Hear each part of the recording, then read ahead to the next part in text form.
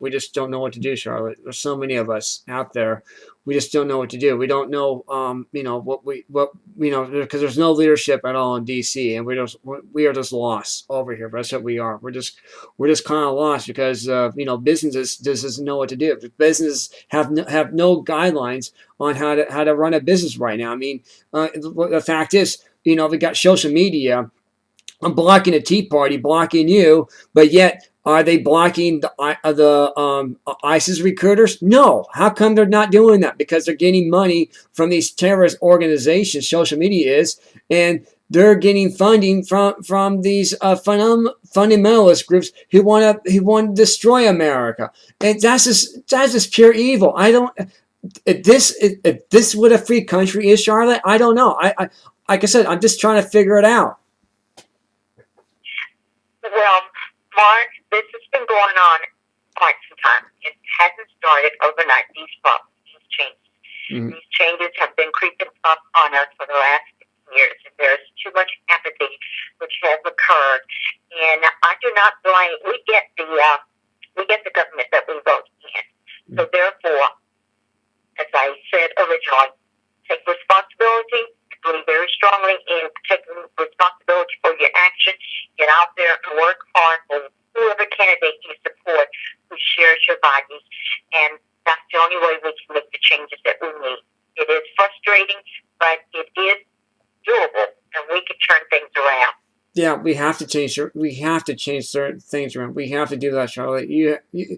And we need people like you out there to actually address this very issue. I really do appreciate that. I really, really do, because it means so much to me right now. It's so crucial. It really is. I mean, you're not just a voice on radio. You're actually a voice for leadership, and I really appreciate that, because that's what we need. We need people like you who want to work for the people, not work for the government. And that's what we need to change around completely. We really do. We need people who work for the people, not work for the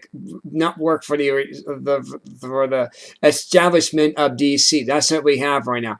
We have an establishment of DC, not the people themselves. And we got to change that. And it takes people like you to be bold enough to actually address this issue, and I appreciate it. Thank you. Thank you. So I really do. Anything else you want to add? Oh, yeah, give us your website. Tell us where people can find you, and tell us how much help you need to actually win this November. You got 6 weeks to do this. I know. You got 6 weeks, and can you give us an update on what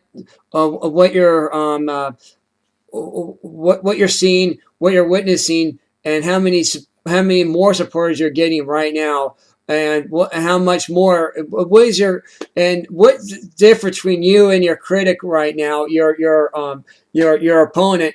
I know he's doing an attack as I'm sure he's desperate. How desperate is your opponent, and how much momentum are you getting up right now, building up right now too? Can you talk about that a little bit, Charlotte? Sure. My website is Bergmann with 2 N's, BERGMANN.com. Mm-hmm. The momentum is increasing quite a bit, and it is surprising to me how so many people are coming up to me now. People who Republicans typically never get to vote for them. These are people who are coming up to me and are telling me I'm going to get behind me because they are fed up with the opponent. You see, the opponent has been in office now for 7 years.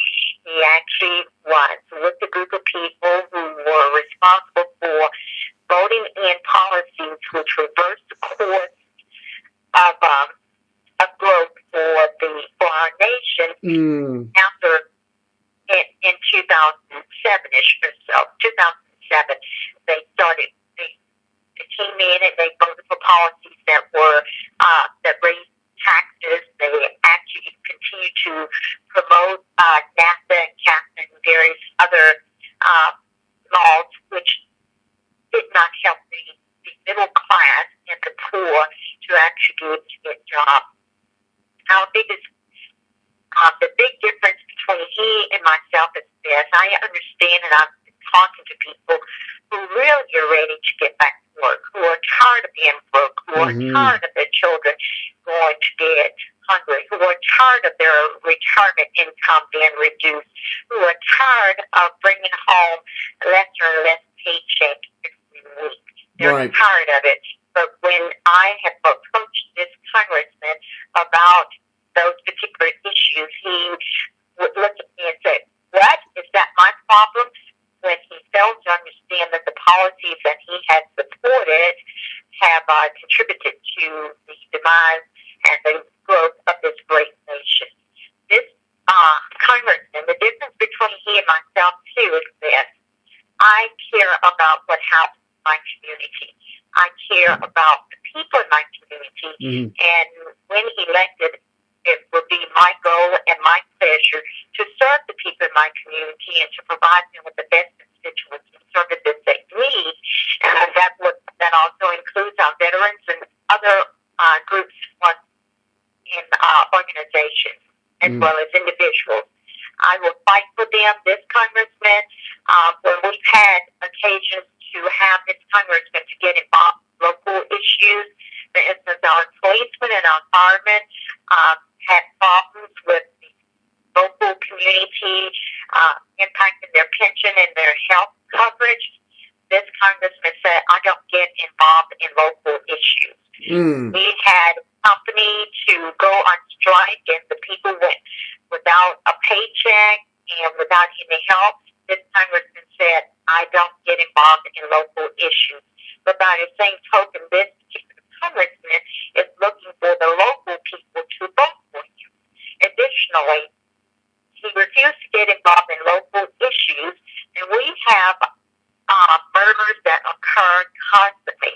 We have black on black murders, we have black on white murders, and we have police on black, police on white murders.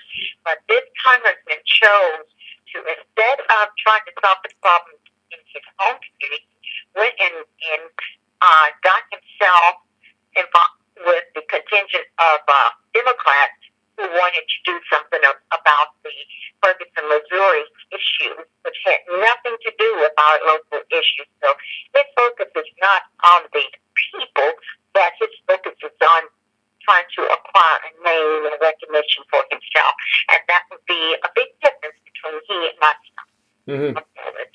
I'm glad you brought that.